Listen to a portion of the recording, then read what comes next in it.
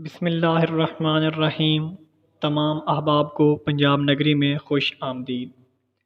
اگر آپ میرے چینل پر نئے ہیں تو میرے چینل کو سبسکرائب کریں، بیل کے بٹن کو لازمی کلک کریں تاکہ نئی آنے والی ویڈیو آپ تک پہنچ سکے۔ اگر ویڈیو پسند آئے تو ویڈیو کو لائک اور شیئر ضرور کیجیے گا۔ آج کی ویڈیو کرتے ہیں سٹارٹ۔ آج کا ہمارا ٹاپک ہے حضرت علی رضی اللہ تعالیٰ عنہ کے دلچسپ اور مشکل فیصلے۔ ایک قاضی اور جج کی زندگی میں بسا اوقات ایسے پیچیدہ مقدمے بھی آ جاتے ہیں جن کا حل انتہائی مشکل اور دشوار نظر آتا ہے۔ دراصل اس طرح کے مقدمات اس بات کا فیصلہ بھی کر دیتے ہیں کہ قاضی کن صلاحیتوں کا حامل ہے اور عقل و دانش کے کس بلند رتبے پر فائز ہے۔ آئیے شیر خدا حضرت سیدنا مولا علی رضی اللہ تعالیٰ عنہ کے کچھ دلچسپ اور مشکل فیصلوں کو ملاحظہ کیجیے اور دیکھیے کہ آپ کے فیصلوں نے کس طرح پریشان حالوں کی پریشانی حل کی، دکھیاروں کا دکھ دور کیا اور آزمائش میں گر جانے والوں کو آزمائش سے نکالا۔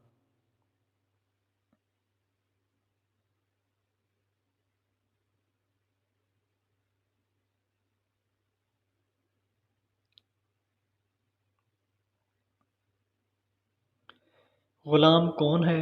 یمن کے ایک آدمی نے اپنے لڑکے کو سفر پر بھیجا تو اس کے ساتھ ایک غلام بھی روانہ کیا۔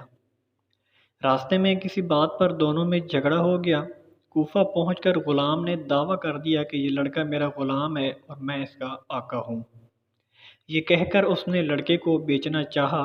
جب یہ مقدمہ حضرت علی رضی اللہ تعالیٰ عنہ کی خدمت میں پیش ہوا تو آپ نے اپنے خادم سے کہا، کمرے کی دیوار میں دو بڑے سوراخ بناؤ اور ان دونوں سے کہو اپنے اپنے سر ان سوراخوں سے باہر نکالیں۔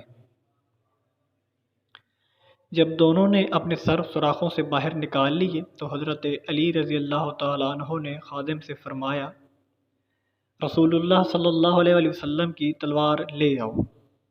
خادم تلوار لایا تو آپ نے خادم سے کہا، غلام کا سر کاٹ ڈالو۔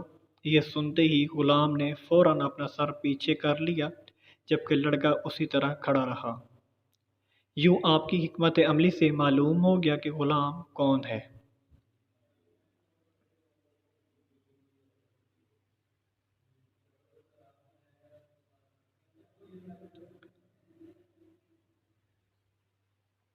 جھوٹے گواہ بھاگ گئے۔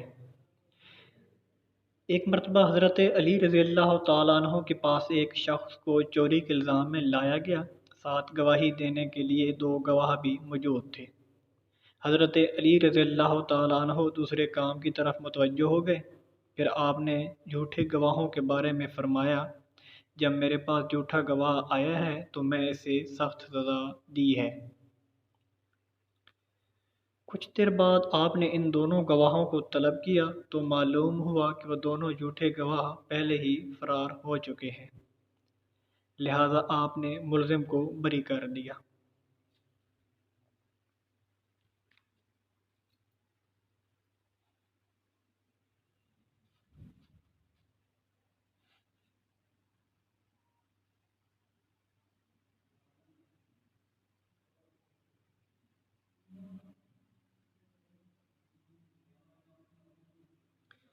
اونٹ کیسے تقسیم ہوں گے؟ ایک مرتبہ حضرت سیدنا علی رضی اللہ تعالیٰ عنہ کے پاس تین آدمی آئے اور کہنے لگے، ہمارے پاس 17 اونٹ ہیں، ایک کا حصہ کل اونٹوں کا آدھ 1/2 ہے، دوسرے کا حصہ تہائی 1/3 ہے اور تیسرے آدمی کا حصہ سب اونٹوں میں 9واں ہے۔ آپ ہمارے درمیان اونٹ تقسیم کیجیے مگر شرط یہ ہے کہ انہیں کاٹنا نہ پڑے۔ حضرت علی رضی اللہ تعالیٰ عنہ نے بیت المال سے ایک اونٹ منگوایا۔ اب 18 اونٹ ہو گئے۔ پہلا شخص جس کا حصہ تمام اونٹوں میں آدھا تھا اسے 18 کے آدھے یعنی 9 اونٹ دے دیے۔ دوسرا شخص جس کا حصہ تہائی تھا اسے 18 کا تہائی یعنی 6 اونٹ دے دیے۔ پھر تیسرا شخص جس کا حصہ کل اونٹوں میں 9واں تھا اسے کل اونٹوں کا 9واں حصہ یعنی 18 میں سے 2 اونٹ دے دیے۔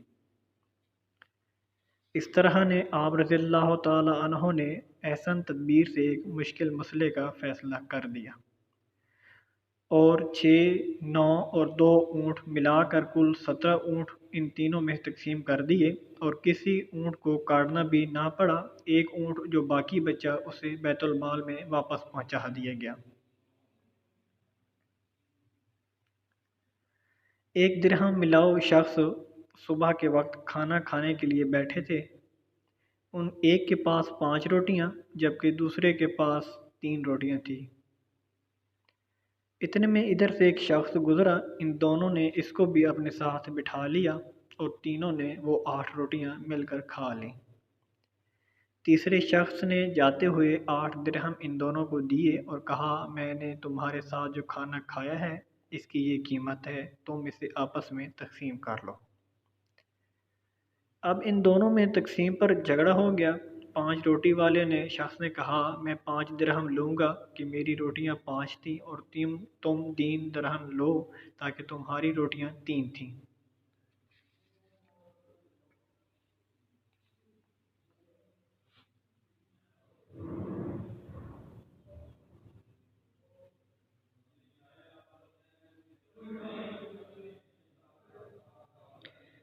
السلام علیکم، please subscribe YouTube channel Punjab نگری، اور ویڈیو پسند آئے تو ویڈیو کو لائک اور شیئر ضرور کیجیے گا۔ ملتے ہیں انشاءاللہ نیکسٹ ویڈیو میں، تب تک محمد اسلام کو دیجیے اجازت۔ اللہ حافظ۔